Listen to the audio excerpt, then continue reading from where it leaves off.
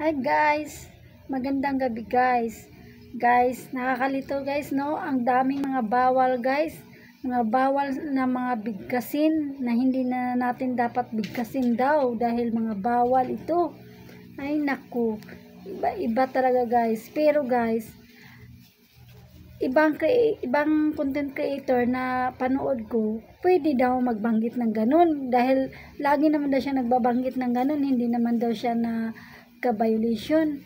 Tapos yung isa namang content creator ang sabi, bawal daw talaga yun. Yan ang mga salitang bawal banggitin. Ay naku, nakakalito talaga guys, 'di ba guys? Nakakalito. Kaya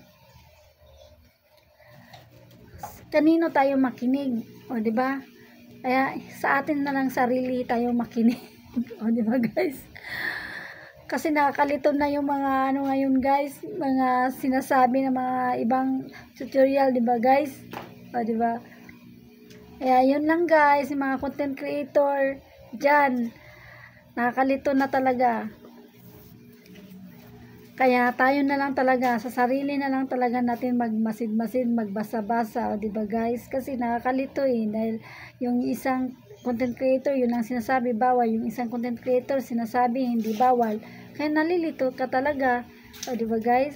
Kaya mabuti, magbasa tayo at tayo ang mag-observe, o diba guys? Yun lang guys, sana may natutunan.